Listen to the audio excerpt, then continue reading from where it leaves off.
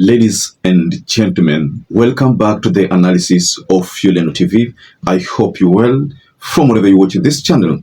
Now, Matiangi has surfaced after a recent UK firm placed him ahead of William Samoei Ruto in terms of polls. So Matiangi's comments during an interview is the main reason why I decided to bring this analysis, ladies and gentlemen. Now, there has been this tag of Matiangi being Uhuru Muigai Kenyatta's project. Now, how would I be a project? I have just come from the World Bank. Am I the World Bank's project? Then there's also a narrative that is being pushed around. Should we call it a narrative, or is actually the true situation that Matiangi cannot finance his campaign? You know me, I have not smuggled gold from anywhere. I have not looted anything. I'm just afraid. You are working with people and I'm happy. I meet friends of mine who tell me. The kind of response that came from Matiangi, which I think you have your own judgment on them, but personally, I can say that Matiangi was endorsed by Jubilee. Now, we all know that Jubilee is still under Uhuru Muigai Kenyatta as the party leader. Now, we are also cognizant of the fact that Matiangi recently worked under World Bank. So he would have made friends out there, tried to make links, create links, channels of how to get campaign funds to finance his campaign. We all know that financing a campaign is one of the most expensive things that here in Kenya, especially here in Kenya, because here in Kenya, finance must be utilized. Pesa kwa wingi. Now, many have ruled out Matiangi's chances of winning the election because of the kind of money that is being thrown around by William Ruto. Take a look at the State House meeting, the numerous visits throughout the country that Ruto is dishing out a lot of money to try to win back the support of the people who have shifted their support to people like Matiangi, to people like Rigathi Gachagua. It is so expensive for William Samoei Ruto to campaign than Fred Matiangi.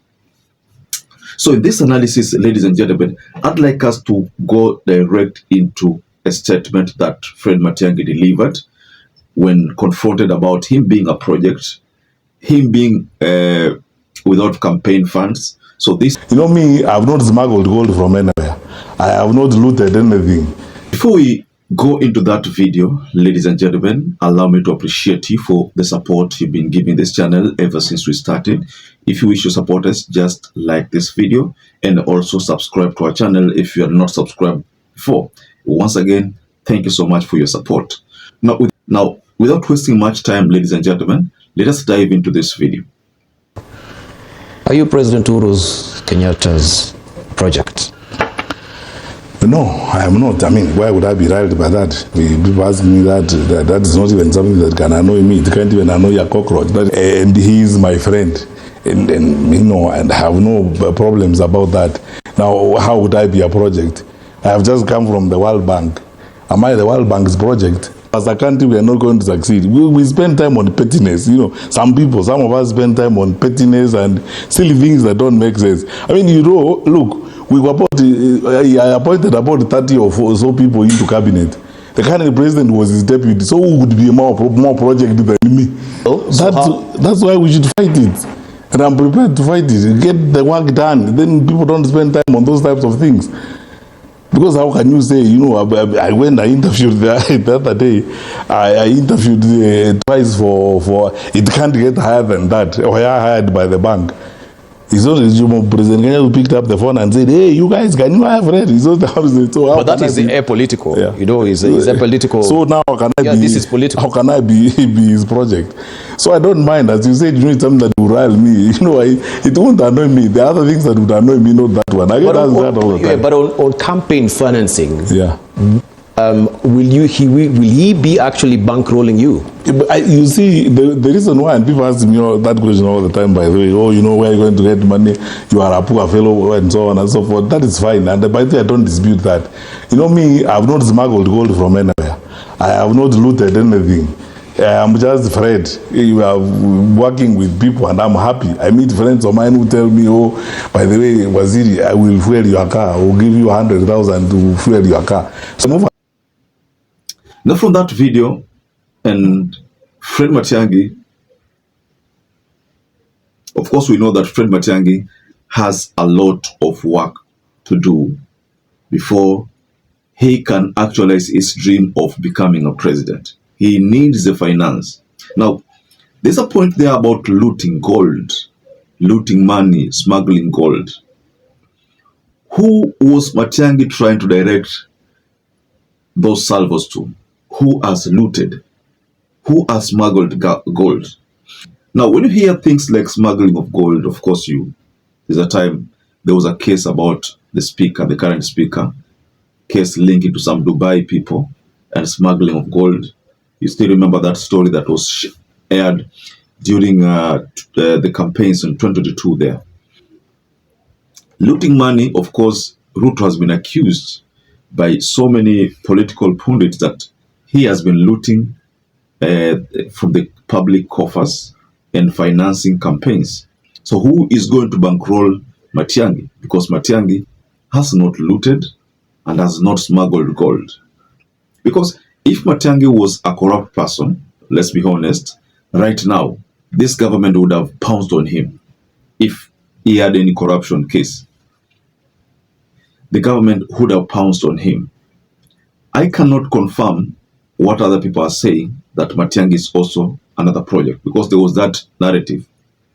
That is part of the reason why Rigathi Gachagua has chosen to go it alone. If you look at the campaigns recently from Rigathi Gachagua, how Rigathi Gachagua does his things, you realize that Nikama Rigathi Gachagua has decided to be him, to make himself a brand. Of course, he's a brand already, but he wants to make sure that even if someone is to be endorsed, but he wants to become the kingmaker. He wants to become the kingmaker, and that explains why Rigathi Gachagua is currently positioning himself as the de facto presidential candidate. So back to Matiangi. Now that there's the issue of finance, na yeye amesema haja smuggle gold. So the people who have done that, according to him, ni wale ambao katika huu mrengo mwingine wa serikali. Hao ndo wameloot, hao ndo wamesmuggle gold. Lakini yeye hajawahi kufanya hivyo. It's okay, because one of the weapons that the government would deploy to try to counter the growing influence of people like Matiangi would have been to channel court cases kwake. Kesi nyingi, alafu zio kesi zimpoteze time. So yeye focus yake nyingi hiwe ni kujitetea na hiyo kesi after kesi. Kama vile sasa unaona kama mtu kama Ferdinand Waititu chuma chake kiko motoni kwa sababu kesi zimemwandama nyingi. Hatujui kama ilikuwa ni kwa sababu ya serikali ama hatujui kama ni kwa sababu ya yeye mwenyewe tu hizo kesi zake za ukweli, kwa sababu wakati ambapo hii serikali iliingia mamlakani kesi zao zilitolewa na DPP wakati zote. Zilitolewa zote. And then ghafla bimvu kesi zao zikaregeshwa. Now, Waititu ni mmoja wa wale ambao kesi zao ziliregeshwa na kesi kambana. Na saizi jana katika video ambayo nilitengeneza ambao baadhi wenu mmeona ni kwamba koti iliamua ile huyu Matiangi iliamua kwamba Ferdinand Waititu lazima aingie kwa jela, lazima afungwe zile miaka 12. So we are waiting to see what is going to happen, kwa sababu alikuwa nje on bond, na hiyo case jana ilikonfirmiwa kwamba huyu hawezi kuachiliwa, ni alipo ile mamilioni zaidi ya 50 kama fine ama kai miaka 12 kwa jela. So hiyo itabidi Ferdinand Waititu atafute hiyo pesa alipe. So if at all Fred Matiangi was one person who had some corruption allegations, or rather who was corrupt, maybe yeye pia angekuwa katika hizi kesi zinamfuata sasa, hizi kesi after kesi. Nadhani kama hivyo ndio ingekuwa. I don't know about you, ladies and gentlemen.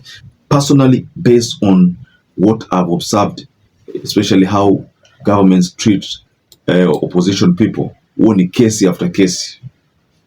So just go below in the comment section and tell us what you think about this latest statement from Matiangi?